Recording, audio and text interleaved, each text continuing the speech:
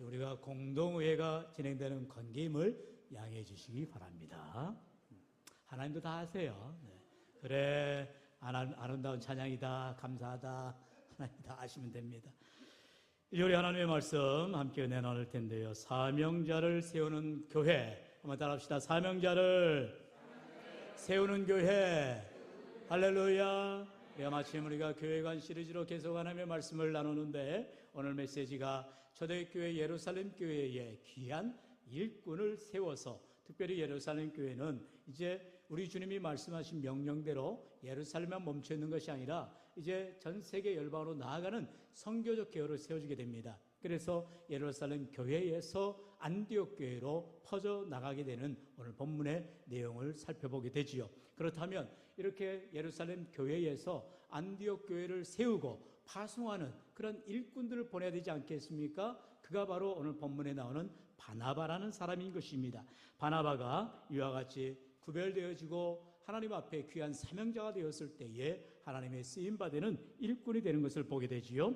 우리 본문 22절 24절의 말씀 다시 한번 같이 읽어볼까요? 시작.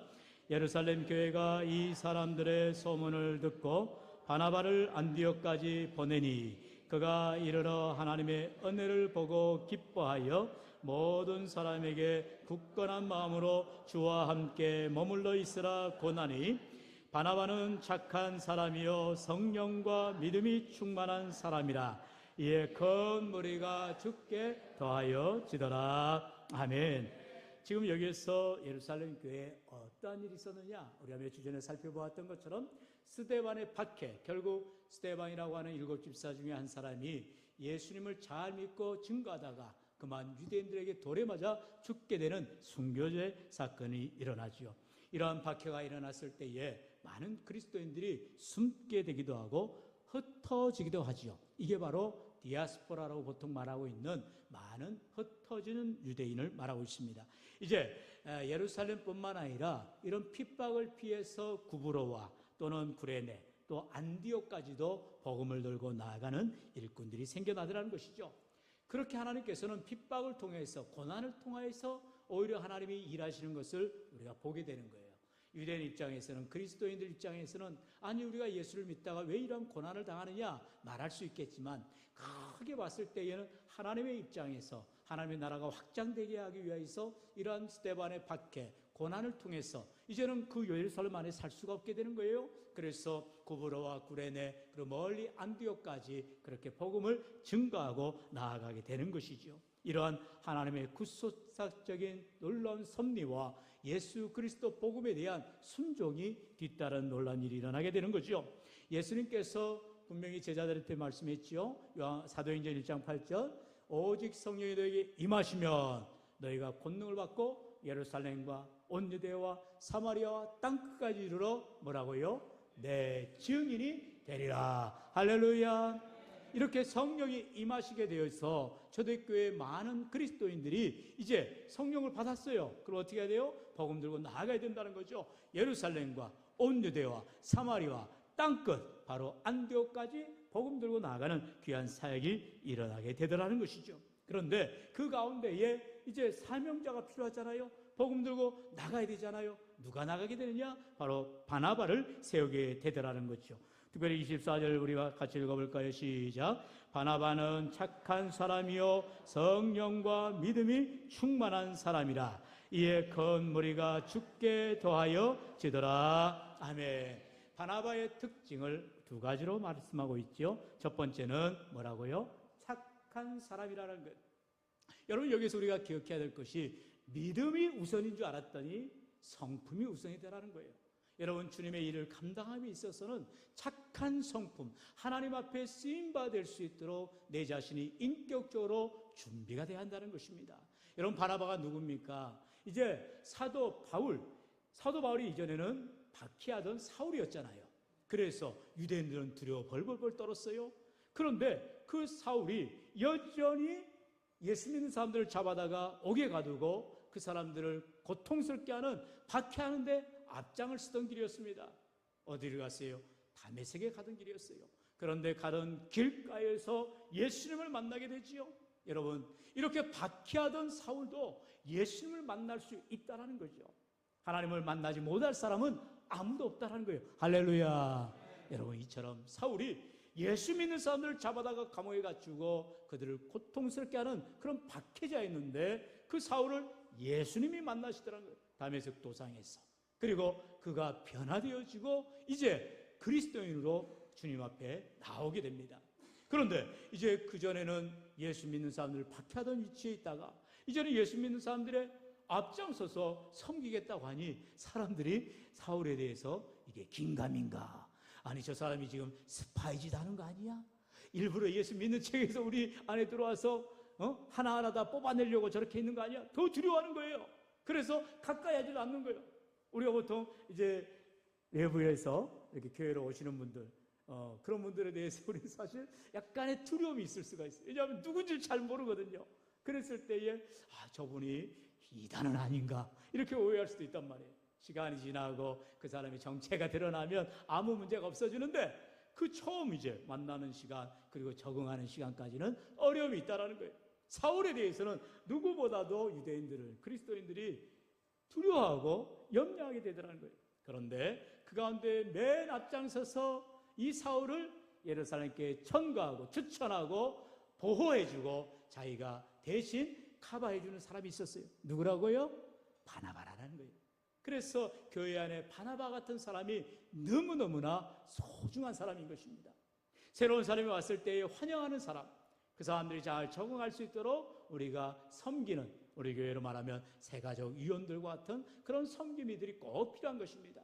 특별히 교회 안내를 하실 때에 어떤 분이 와도 시험 들지 않도록, 마음에 상처되지 않도록 여러분들이 친절하게 맞이해 주셔야 되는 거예요. 그럴 때에 그분들이 교회에 잘 정착되어지고 은혜도는 귀한 삶이 될 줄로 믿습니다.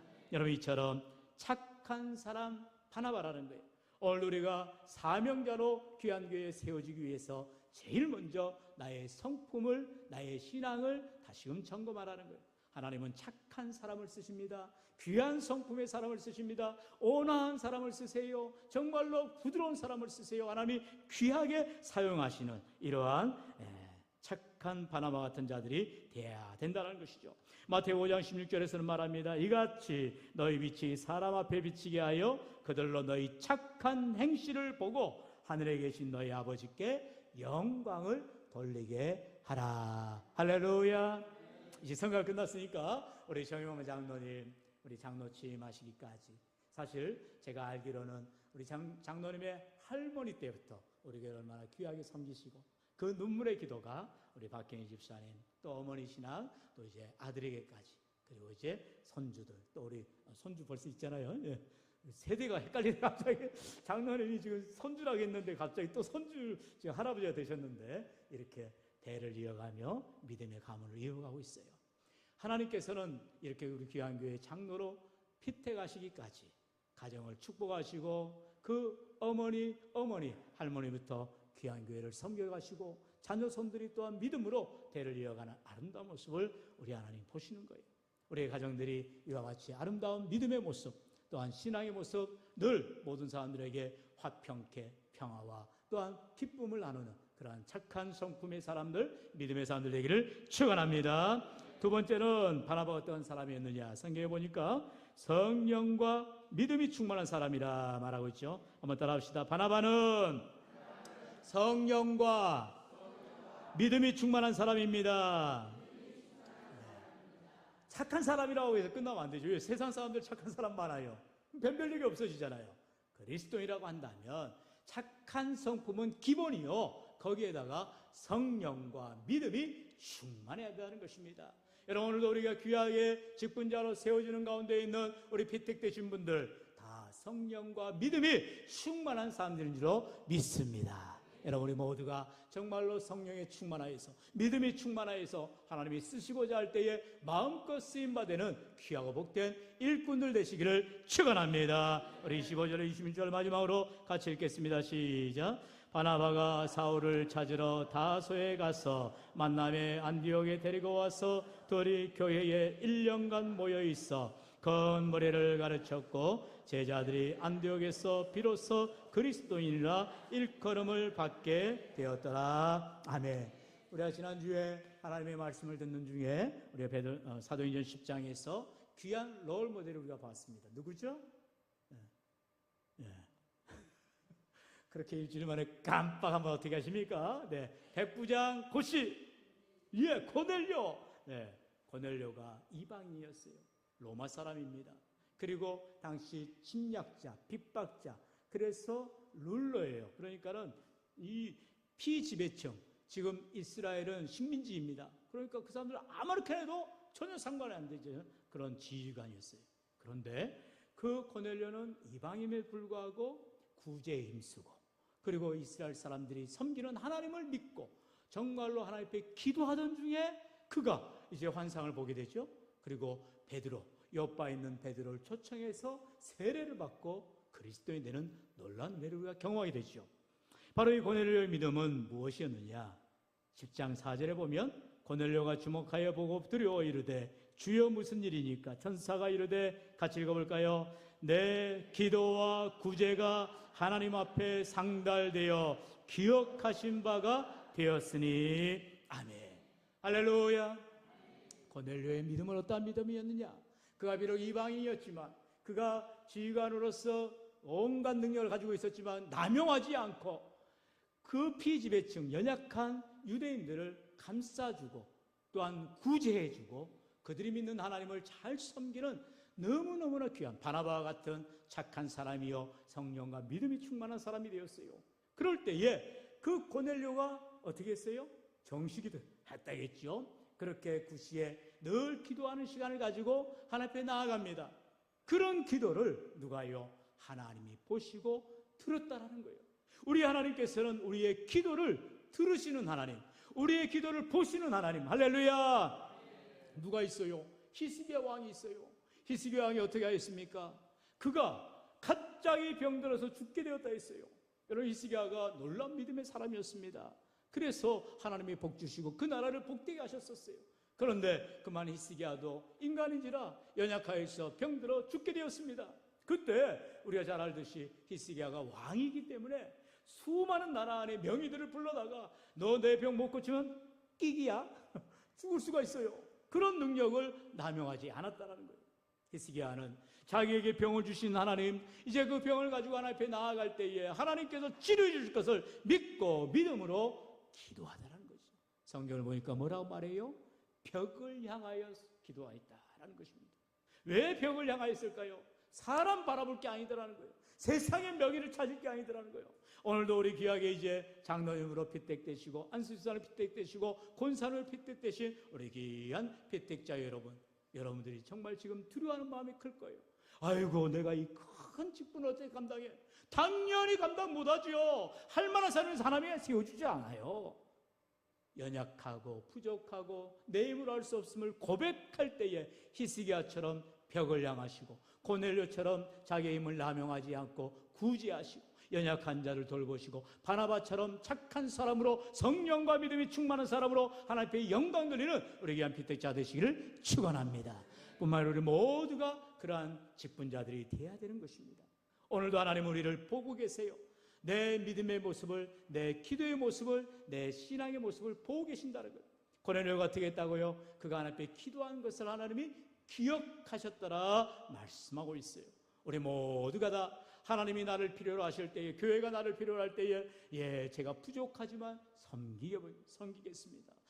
제가 힘이 없지만 보탬이 되도록 애를 써보겠습니다. 이런 귀한 모습들이 하나님이 찾으시는 사명자의 모습인 것입니다. 오늘도 사랑하시는 성도 여러분, 우리 주님께서 이 시간 저와 여러분의 삶 가운데 반드시 함께 해주시고 은혜 주심을 기억하시고 하나님이 세우시는 귀한 사역자로 하나님께서 기름 부어서 헌신하며 나아갈 때에 주님과 동행하는 귀한 인생을 다 되시기를 주의 예수님을 간절히 축원합니다. 이 시간 주신 말씀을